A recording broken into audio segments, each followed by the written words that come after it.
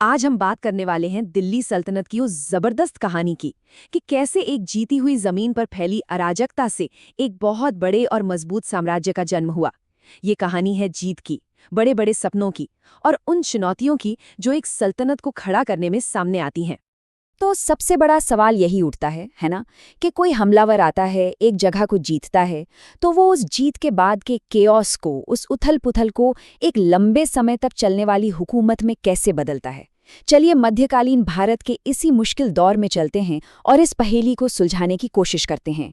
देखिए, इस कहानी को समझने के लिए हमें सबसे पहले मध्य एशिया से आए दो बड़े हमलावरों के बीच का फर्क समझना होगा। उनके मकसद में जमीन आसमान का अंतर था और यही फर्क आगे चलकर दिल्ली सल्तनत की वजह बना। तो चलिए इन दोनों को आमने सामने रखते हैं।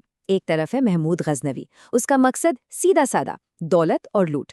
वो आया, मंदिरों को तोड़ा, खजाना लिया और वापस, मतलब उसका कोई इरादा नहीं था यहाँ रुकने का।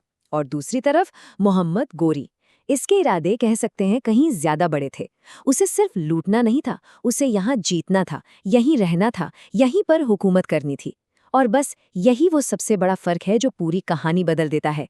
एक महज हमलावर था और दूसरा एक साम्राज्य का सपना देख रहा था। तो ठीक है, गोरी जीत गया। अब सवाल ये था कि इतने बड़े इलाके पर वो हुकूमत कैसे करेगा। यहीं से कहानी एक ऐसा मोड़ लेती है जिसके बारे में शायद किसी ने सोचा भी नहीं था, और इसी मोड़ से एक नए राजवंश की नींव पड़ती है। तो हुआ ये कि 1192 में जीत के बाद गोरी ने अपने सबसे भरोसेमंद और काबिल गुलाम जनरल कुतुबुद्दीन ऐबक को दिल्ली का गवर्नर बना दिया। लेकिन फिर 1206 में गोरी का कत्ल हो गया।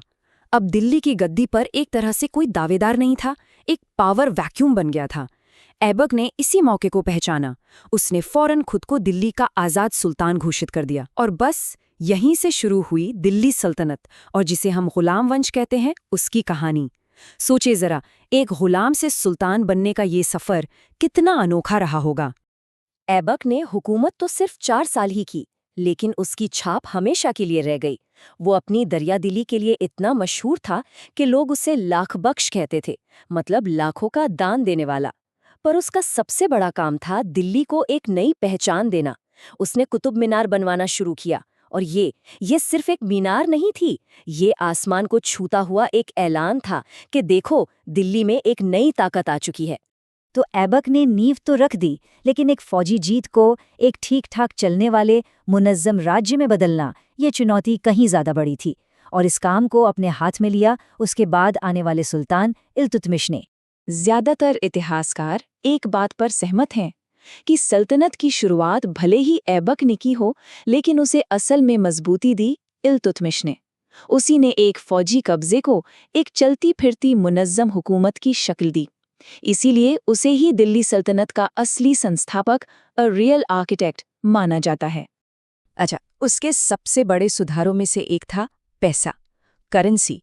देखिए, एक मजबूत सल्तनत के लिए एक मजबूत अर्थव्यवस्था चाहिए। इल्तुतमिश ने स्टैंडर्ड सिक्के चलाए, चांदी का टंका और तांबे का जीतल। ये एक बहुत बड़ा कदम था। इससे क्या हुआ? व्यापार करना आसान हो गया, टैक्स वसूलना आसान हो गया और सल्तनत आर्थिक तौर पर एक हो गई। ये बिल्कुल वैसा ही था जैसे किसी शरीर की नसों में खून दौड़ा देना। लेकिन देखिए, कभी-कभी एक समस्या का हल एक नई और ज्यादा बड़ी समस्या को जन्म दे देता है। इल्तुतमिश के साथ भी कुछ ऐसा ही हुआ। साम्राज्य चलाने में मदद के लिए उसने क्या किया? उसने 40 सबसे काबिल और ताकतवर तुर्की अमीरों का एक ग्रुप बनाया, जिसे नाम दिया गया दल चालीसा या चहलगानी। कागज पर तो ये आइडिया बड़ा अच्छा था कि ये लोग हुकूमत चलाने में मदद करेंगे, लेकिन असल में हुआ क्या? ये ग्रुप इतना ज्यादा पावरफुल हो गया कि ये लोग खुद को किंग मेकर समझने लगे। मतलब सुल्तान कौन बनेगा ये वही तय करेंगे। इल्तुतमिश ने अनजाने में एक टाइम बॉम्ब तैयार कर दिया था, जो बस फटने का इंतजार कर रहा था। और इल्तुतमिश के मरने के बाद ये टाइम बॉम्ब फट गया। अब सल्तनत के सामने उत्तराधिकार का संकट था, और इसी संकट ने दल चालीसा की ताकत और सल्तनत के उसूलों को सबसे बड़ी कसौटी पर खड़ा कर दिया। और इसी संकट के बीच से उभरी रज़िया सुल्तान। सोचिए, इल्तुतमिश ने अपने बेटों की जगह अपनी बेटी को अपना वारिस चुना था। 13वीं सदी में ये एक बहुत ही क्रांतिकारी फैसला था। और रज़िया ने एक रानी की तरह नहीं, बल्कि एक बादशाह की तरह हुकूमत की। उसने पर्दा करने से इनकार कर दिया, मर्दों की तरह फौजी लिबास पहने और खुले दरबार में बैठकर फैसले सुनाए। ये उस जमाने के हर सामाजिक और सियासी नियम को एक सीधी चुनौती थी। लेकिन दल चालीसा, जिसे रज़िया के ही पिता ने बनाया था, वो एक औरत की हुकूमत बर्दाश्त नहीं कर पाए, खास तौर पर एक ऐसी सुल्तान की जो उनकी कठपुतली बनने को तैयार नहीं थी। तो क्या हुआ? साजिशें हुईं, बगावतें भड़काई गईं और रज़िया का अंजाम बहुत तेज और दर्दनाक था। 1240 तक उसे तख्त से उतारकर मार दिया गया। उसकी हुकूमत शानदार थी, पर अफसोस बहुत ही छोटी रही। रज़िया के बाद तो मानो अराजकता का दौर लौट आया। एक के बाद एक कमजोर सुल्तान आए, जो दल चालीसा के हाथ की कठपुतली बने रहे। और फिर एक ऐसा शासक आया जिसके पास इन ताकतवर अमीरों की समस्या का एक बहुत ही बेरहम हल था। अब सवाल ये था कि सालों की इस अस्थिरता, इन साजिशों और कत्ल के बाद कोई सुल्तान अपनी ताकत, अपनी एब्सोल्यूट अथॉरिटी वापस कैसे हासिल करे। इसी सवाल का जवाब देना था गियासुद्दीन बलबन को। वो खुद दल चालीसा का मेंबर रह चुका था, तो वो उनकी ताकत को अंदर से जानता था।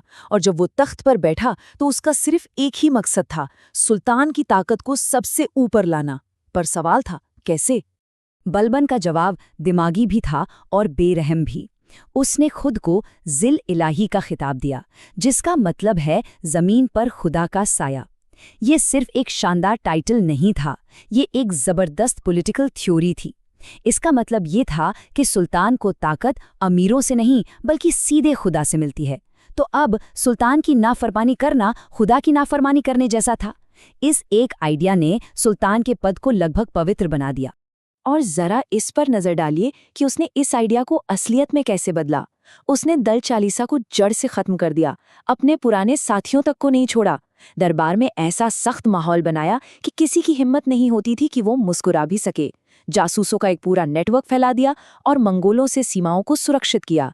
हाँ, वो बेरहम था, लेकिन उसका तरीका काम कर गया। सारी ताकत अब वापस सुल्तान के हाथ में थी। तो कुल मिलाकर गुलाम वंश ने जीत के बाद की उथल-पुथल से एक सल्तनत खड़ी कर दी। ऐबक ने शुरुआत की, इल्तुतमिश ने उसे एक ढांचा दिया, रज़िया ने उसके रिवाजों को चुनौती दी और आखिर में बलबन ने उसे अपनी लोहे जैसी इच्छा शक्ति से एक चट्टान की तरह मजबूत बनाया। लेकिन सुल्तान और ताकतवर अमीरों के बीच की ये जो खींचतान थी, जिसे बलबन ने दबा तो दिया था, वो खत्म नहीं हुई थी। ये लड़ाई दिल्ली सल्तनत की कहानी में बार बार सामने आती रही भी। और ये सब हमें एक आखिरी सवाल पर लाके छोड़ देता है। बलबन के तरीके यकीनन क्रूर थे, लेकिन उन्होंने सालों की अस्थिरता के बाद सल्तनत में शांति और स्थिरता भी लाई। तो क्या इसका मतलब ये है कि अराजकता से एक मजबूत हुकूमत बनाने के लिए बेइंतहा और बेरहम ताकत ही एकमात्र रास्ता है? ये एक ऐसा सवाल है जिसका जवाब इतिहास में आज भी खोजा जा रहा है।